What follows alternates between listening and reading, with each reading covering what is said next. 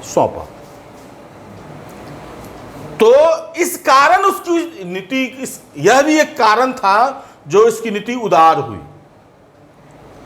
क्योंकि एक सुरक्षा कवच के रूप में राजपूतों ने उसको सहायता की। उसका पालन पोषण राजपूतों के यहां हुआ और वैवाहिक संबंध भी उसके अधिकतर राजपूत शासकों से हुई। जो उसकी पहली शादी थी वह कछवाहा वंश के भारमल की पुत्री जोधाबाई से थी और उसी से जहांगीर उत्पन्न हुआ और इसीलिए उसकी धार्मिक नीति उदार थी। वह हिंदुओं के प्रति सम्मान रखता था। तो एक तो यह कारण हुआ अकबर वाला। इसके अलावा इस्लाम में कहा गया था कि 1000 वर्ष, इस्लाम के उदय के 1000 वर्ष के बाद एक मेहदी उत्पन्न होगा जो पथ प्रदर्शक के रूप में काम करेगा। और जब वो शासक बना, दिल्ली सल्तनत या मुगल वंश में धार्मिक मामलों में उलेमा जो कहते थे उसी को माना जाता था। तो अकबर के मन में यह आया कि उलेमा हर चीज को ठीक कहते हैं नहीं कहते, इसकी क्या गारंटी है। तो वो अपने आप को मेहदी घोषित करता है और कहता है राज्य के मामले में है ही, धार्मिक मामले में भी राजा जो कहेगा वही होगा। और उसके लिए उन्होंने महजरनामा 1579 में शेख मुबारक ने ड्राफ्ट तैयार किया था, महजरनामा जारी किया। उससे पहले हम बैकग्राउंड आते हैं, उससे पहले कि अकबर ने क्या क्या ऐसा किया जो यूनिक था, जो अन्य शासकों ने उस समय मध्यकाल में कहा जाता है कभी कभी कि अकबर महान या अशोक महान, इंटरव्यू में बहुत पूछा जाता है। जब भी इस तरह से पूछा जाए प्रश्न में तो आप ये नहीं बताएंगे कि, क्योंकि दोनों का कालक्रम अलग अलग था, दोनों की परिस्थितियां अलग अलग थी, इसलिए दोनों में से किसी को महान नहीं कहा था, दोनों अपने आप में महान थे। परंतु कंपेयर करेंगे तो अकबर ज्यादा महान था। वह एक विदेशी राजा था और जिस पर शासन कर रहा था वह अलग धर्म का मानने वाला था और उसकी संख्या बहुत ज्यादा थी। चारों तरफ उसके विरोधी थे। उन विरोध के बावजूद वह अपने आप को सस्टेन कर सका और सस्टेन ऐसे नहीं किया। अब देखिए 1562, पहले तो एक चीज ये समझिए कि अकबर कैसे कैसे अकबर का राइज हुआ। तो हुमायूं की मृत्यु के बाद पंजाब के कलानौर में, पंजाब के कहाँ, कलानौर में 13 वर्ष 4 महीना 1556 में इनकी क्या हो गई, राज्याभिषेक कराया गया बैरम खां के संरक्षण में। लेकिन और उसी समय अफगानों ने आक्रमण कर दिया। वह अफगान आदिल शाह जो अफगान शासक था उसकी तरफ से हेमू लड़ रहा था और अकबर की तरफ से बैरम खां 1556 में, जिसको पानीपत का द्वितीय युद्ध कहते हैं।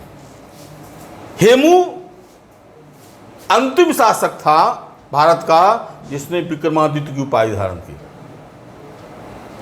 भारत में कितने विक्रमादित्य हुए, 14, और यह अंतिम शासक था जिसने विक्रमादित्य की उपाधि धारण की।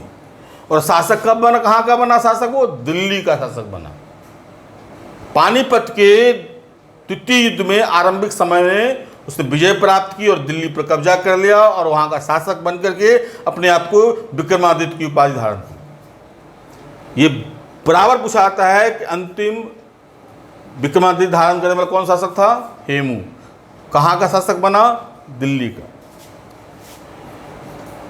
लेकिन जब युद्ध आगे बढ़ा तो हेमू के आंख में तीर लग जाने से वो विचलित हो गया और वो मैदान से भाग गया, और तब उसने बैरम खान ने अफगानों को पराजित कर दिया।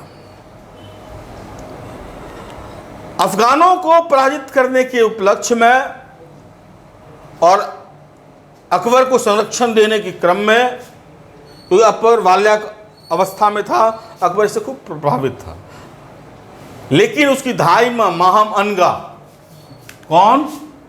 माहम अनगा, उसको यह पसंद नहीं था कि बैरम खां का प्रभाव अकबर पर हो, और उसने षड्यंत्र रच करके बैरम खां को दरबार से निकलवा दिया। बैरम खां जो हुमायूं का मित्र था, अगर बैरम खान नहीं होता तो अकबर नहीं होता। उसने संरक्षण दिया, पानीपत के द्वितीय युद्ध में अकबर को बचाया, इसके बावजूद षड्यंत्र से उसे बाहर कर दिया। उसको बहुत हृदय से काफ़ी चोट पहुंची और कहा कि अब रहना कुछ नहीं है, जो है ना सीधा जाते हैं मक्का मदीना जाते हैं, अब सांसारिक चीज़ों से नहीं है। और रास्ते में एक अफगान ने उसकी हत्या कर दी। जब यह अकबर को पता चला कि उसको षड्यंत्र से बाहर किया गया और उसकी हत्या हो गई, तो उसको बहुत दर्द हुआ, लेकिन हो चुका था। फिर अकबर ने बैरम खां की पत्नी से शादी कर ली और उसके पुत्र अब्दुर रहीम खान खाना को अपना पुत्र का बनाया और उसको संरक्षण दिया, और वह अकबर के नवरत्न का एक हीरा था, अब्दुर रहीम खान खाना।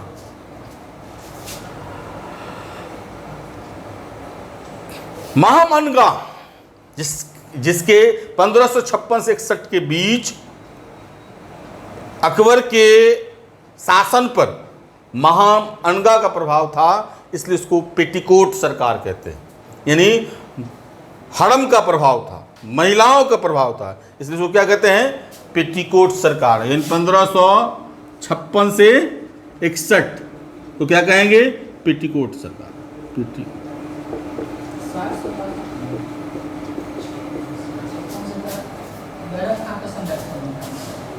56 तक था, 56 को बाहर कर दिया गया। तो 56 से 61 के बीच में जो कहता है पेटीकोट सरकार। 61 में हरम दल से मुक्ति पाई। किसने? अकबर ने 61 में हरम दल से मुक्ति पाई, और उसका पहला जो आक्रमण था अपने बल पर, वो मालवा के विरुद्ध था 1561 में, ठीक है, जिसमें अदम खां को उसने भेजा था और मालवा पर विजय प्राप्त की 1561 में। 1562 में उसने कई चीज किए। एक तो उससे पहले कई हिंदुओं को बलात् धर्म परिवर्तन किया जाता था, तो बलात् धर्म परिवर्तन पर रोक, बलात् धर्म परिवर्तन पर रोक। दूसरा, सती प्रथा पर रोक, सती प्रथा पर रोक। इसके अलावा अगर हम देखेंगे, इसमें ही 1562 में ही तीर्थ यात्रा पर रोक। मतलब इसके आरंभिक स्वरूप से ही देख लीजिएगा कि कितना उदार व्यक्ति था। ये रख लीजिए आप 1563 में, ये तीन चीज रखिए इधर, और ये 1564 में जजिया कर की समाप्ति, जजिया कर की समाप्ति। उसके बाद थोड़ा सा उसने राजधानी को परिवर्तन किया। जो आगरा का जो किला था, उस पुराना किला, उसको छोड़ करके 1571 में उसने फतेहपुर सिकरी, फतेहपुर सिकरी की स्थापना, ठीक है। और 1575 में इबादत खाना की स्थापना की, इबादत खाना की स्थापना की। देखिए, इबादत खाने की स्थापना से ही उसके विचार बदलने लगे थे। पहले से ही उदारता आ रहा था, लेकिन इससे 1575 में इबादत खाना था कि सभी धर्मों का यहाँ पे सम्मेलन हुआ करता था, चर्चा परिचर्चा होती थी। इबादत खाना यानी धार्मिक सम्मेलन का जगह। तो 1575 में जब इबादत खाना की स्थापना की धार्मिक चर्चाओं के लिए, तो सबसे पहले उसने सुन्नी को बुलाया, लेकिन वह सुन्नियों के कट्टरता अहम भाव से वो उसको बहुत अच्छा नहीं लगा। फिर शिया को बुलाया, तो देखा यह कि सुन्नी शिया को गाली दे रहे हैं और शिया सुन्नी को गाली दे रहे हैं, और धर्म की जो मूल चर्चा है वो उस पर ये ध्यान नहीं दे रहे हैं, एक दूसरे को नीचा दिखाने की कोशिश कर रहे हैं। तब 1578 में सभी धर्मों के लिए खोल दिया गया इसको, इबादत खाने को सभी धर्मों के लिए खोल दिया गया। किसके लिए खोल दिया? सभी धर्मों को खोल दिया गया, यानी उसमें पारसी भी है, ईसाई भी आ सकते हैं, जैन भी और हिंदू धर्म भी। और 1578 में जब सभी धर्मों को खोला गया और सभी धर्मों की चर्चा हुई, तब उसे एहसास हुआ कि इस सभी धर्मों में अच्छाइयां हैं और सत्य इस्लाम की बपौती नहीं है। सभी धर्मों में अच्छाइयां हैं और इस्लाम सत्य की बपौती नहीं है, और उलेमा वर्ग धर्म का सही परीक्षण नहीं करते हैं, धर्म के सही स्वरूप को नहीं बताते हैं।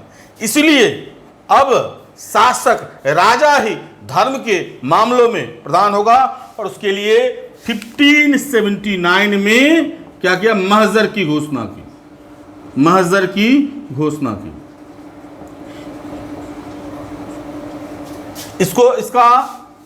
इसका जो ड्राफ्ट तैयार किया था शेख मुबारक ने, शेख मुबारक ने इसका ये पूछा था काबी, शेख मुबारक ने महजर नामा की घोषणा। इस महजर नामा की घोषणा के बाद जो है वह राजा राजनीति के साथ साथ धार्मिक मामलों में भी सर्वोच्च हो गया। ये शेख मुबारक जो था बहुत महान व्यक्ति था, इसने 2 ऐसे रत्न दिए थे जो अकबर का नवरत्न था, एक अबुल फजल और दूसरा फैजी, दोनों अकबर का नवरत्न था, शेख मुबारक का ही पुत्र था, ठीक है। 1582 में जब उसको लगा कि सब धर्म में अच्छी बातें हैं और सब धर्म की अच्छी बातों को एक जगह इकट्ठा कर लें और एक व्यवहारिक नीति को अपनाएंगे तो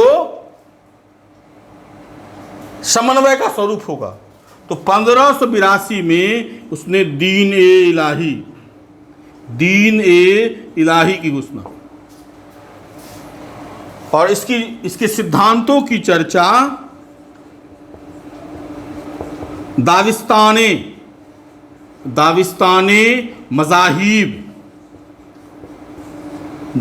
मज़ाहिब नामक पुस्तक में है। इस सिद्धांतों की रचना दाविस्ताने मज़ाहिब में। दीन इलाही का पहला जो अनुयायी था वो बीरबल था। पहला अनुयायी कौन था? बीरबल, और टोटल सिर्फ 52 अनुयायी हुए। पहला अनुयायी था बीरबल और टोटल 52। तो बहुत ज़्यादा ये एक धर्म के रूप में नहीं हुआ, एक आचार विचार का ही संग्रह था। 1583 में इसने इलाही संवत या इलाही कैलेंडर जारी किया, इलाही कैलेंडर या इलाही संवत जारी किया, इलाही कैलेंडर जारी किया 1583 में। इसके अलावा एक और इसने अनोखा काम किया था, हम धार्मिक नीति पर बाद में आएंगे, मनसबदारी व्यवस्था। मनसबदारी व्यवस्था। कहा था 1573-74 ईस्वी में, 1573-74 ईस्वी में अब्बास सईद की प्रेरणा से इसने मनसबदारी व्यवस्था को लागू किया। और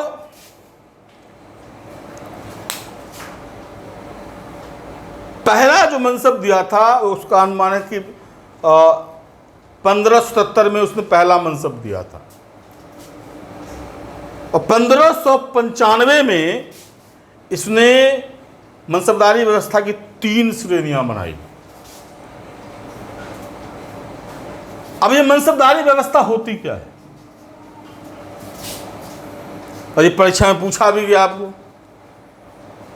है ना। और आंसर क्या दिया गया,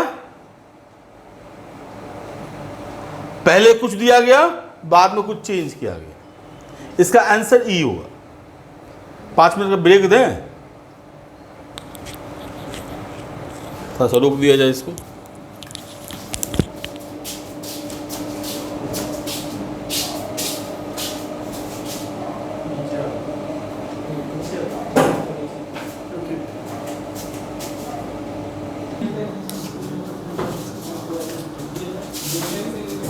मनसबदारी व्यवस्था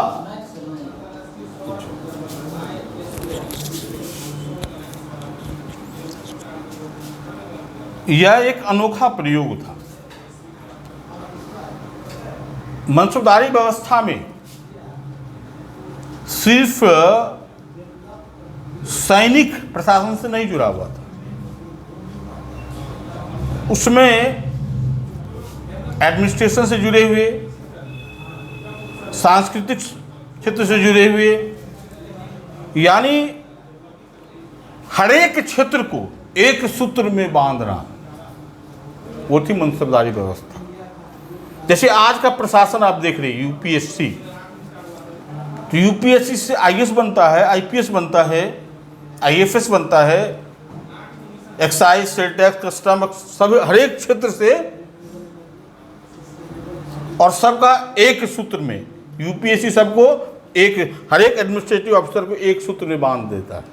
उसी तरह मनसबदारी व्यवस्था में चाहे वह सेना से जुड़ा हुआ हो, चाहे वो प्रशासन से जुड़ा हुआ हो, चाहे वो संस्कृति से जुड़ा हुआ हो, सबको एक सूत्र में बांधा गया। और कहा था कि मनसबदारी व्यवस्था ने मुगल साम्राज्य को चरमोत्कर्ष पर पहुंचा दिया। हालांकि आगे चल करके यही मनसबदारी व्यवस्था मुगल साम्राज्य के पतन का कारण भी बनी, क्योंकि मनसबदारी व्यवस्था की जब बात करेंगे 1595 में 3 श्रेणी बांटी गई, यानी जैसे वह 10,000 जाट और सवार, 10,000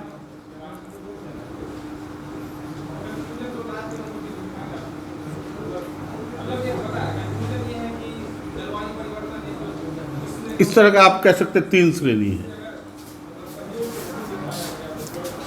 अकबर के संदर्भ में बोल रहे हैं। जैसे जात 10,000, ये जात हो गया पोस्ट, 10,000 की मनसबदारी दी गई, उसके हिसाब से वेतन। और सवार 10,000, यानी घुड़सवार उसको 10,000 रखना है, उसके लिए अलग से वेतन दिया जाएगा। दूसरा हो गया 10,000 का पोस्ट हो गया, लेकिन घुड़सवार 5,000 का ही रखेगा, तो उसको 5,000 का ही उसको, फिर यहाँ 10,000, उसका 1,000। अब ये क्यों डिवीजन किया गया? जो सेना से जुड़े होंगे उसको ये रखना है, जो प्रशासन से जुड़े हुए उसको रखना है, और जो सांस्कृतिक क्षेत्र से जुड़े हुए इसको इतना रखना है। अब जैसे अब्दुल रहीम खान खाना,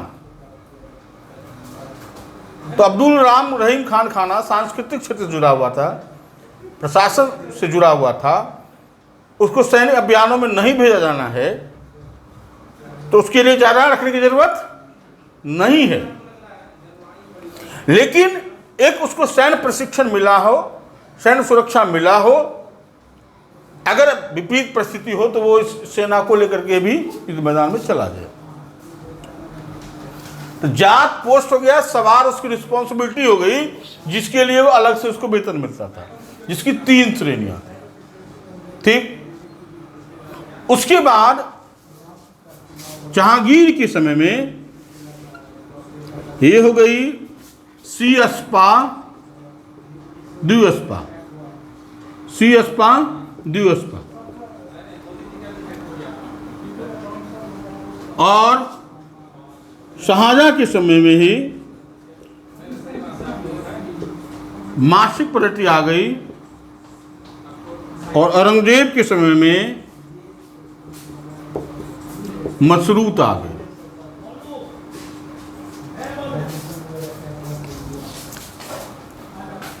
अब सीअस्पा द्विअस्पा का मतलब ये है कि जात उतना ही रहेगा, सवार आपको दुगुना रखना पड़ेगा उसी वेतन पे।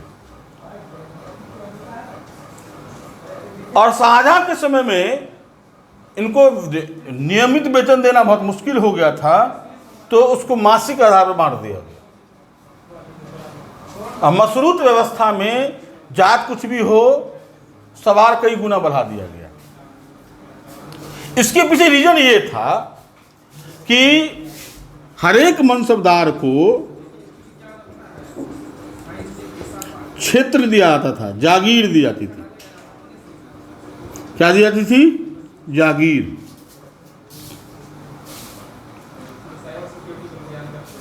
और जागीर लिमिट होता है। अकबर से औरंगजेब के समय जागीर 8 गुना बढ़ गए, सॉरी मनसबदारी 8 गुना बढ़ गई, लेकिन जागीर दुगुनी भी नहीं बढ़ी, है ना। उसी में डिस्ट्रीब्यूशन करना था, तो इसलिए उसकी जागीर कम ही मिली, लेकिन रिस्पॉन्सिबिलिटी उसकी ज्यादा बढ़ा दी गई। इसलिए ये समस्या है। जागीर भी कई तरह के होते थे, जिसमें आपको याद रखना होगा, एक जो मनसबदारी व्यवस्था थी वो स्थानांतरित होती थी, यानी कभी भी ट्रांसफर हो सकता था। यानी जागीर उसको जो कहीं दी गई है वो ट्रांसफरेबल था, एक जगह से दूसरी जगह। उसके पीछे उद्देश्य ये था कि अगर किसी एक क्षेत्र में उसको परमानेंट कर दिया जाए तो वहाँ का वो शासक बन सकता है, तो वो समस्या क्रिएट कर सकता है। दूसरा उसमें एक और किया गया कि परमानेंट नहीं होगा, जो भी मनसबदार होगा अगर उसकी मृत्यु हो जाएगी तो उसकी जागीर जब्त कर ली जाएगी।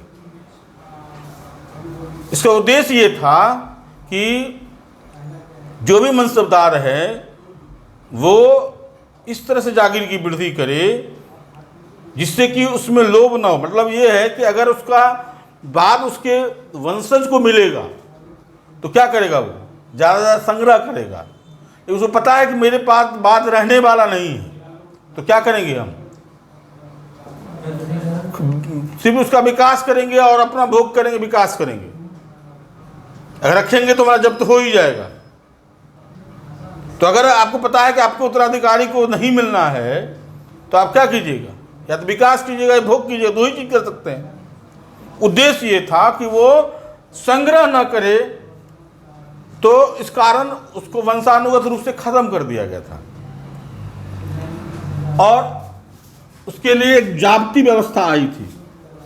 क्या आई थी? जाब्ती व्यवस्था। जाब्ती व्यवस्था का मतलब है मनसबदारों की मृत्यु के बाद उसकी संपत्ति, उसकी जागीर को जब्त कर दिया था। ठीक है। लेकिन राजपूतों को मिली हुई थी वतन जागीर। क्या होती थी, इसको याद रखिए, पूछता पूछा। वतन जागीर। वतन जागीर का मतलब हुआ वंशानुगत रूप से जागीर। राजपूतों को वतन जागीर मिली हुई थी वंशानुगत रूप से। राजपूत राजाओं ने अकबर का संरक्षण स्वीकार कर दिया। उसको छूट ये दी गई कि तुम अपने वंशानुगत रूप से तुम अपना उत्तराधिकारी नियुक्त कर सकते थे। और इसी कारण आगे चल करके जो राजपूतों को वतन जागीर दी गई थी, अगर वहाँ भी ट्रांसफरेबल होता तो राजपूत विद्रोह नहीं कर पाते, परेशान नहीं कर पाते, लेकिन वो परंपरागत रूप से वहाँ पर उनका शासन था। इस कारण आगे चल के औरंगजेब के समय काफ़ी परेशानी हुई और उसके उत्तराधिकारियों के समय और यह चरम पर चला गया। तो राजपूतों को क्या मिली हुई थी? वतन जागीर, जो क्या होता था? वंशानुगत होता था। उसके अलावा एक होता था मिल्क, इदरार,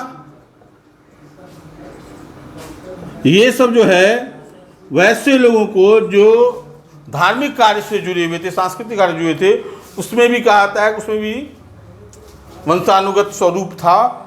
बाकी जितनी भी मनसबदारी व्यवस्था थी वह एक तो ट्रांसफरेबल थी और दूसरा वो मरने के बाद जब्त कर ली जाती थी। इससे क्या हुआ कि मुगल साम्राज्य का एक्सपेंशन बहुत ज़्यादा हुआ और सांस्कृतिक रूप से भी वृद्धि हुई, क्योंकि राजा जो भी मनसबदार थे उस जागीरों की वृद्धि करेंगे। उनको पता था कि कुछ होने वाला नहीं हमारा, और अगर अपने ही पास सीमित रखेंगे तो भोग विलास करेंगे। तो भोग विलास का क्या मतलब? सांस्कृतिक रूप से वो संपन्न होगा, पेंटिंग जो विकास होगा, कला स्थापत्य का विकास हुआ। इसीलिए कई जगह क्षेत्रीय कला का विकास हो गया है, क्योंकि उनको पता है कि हमको कुछ करना नहीं है, या तो उसका अभिवृद्धि करना है या अपने भोग विलास में रहना है।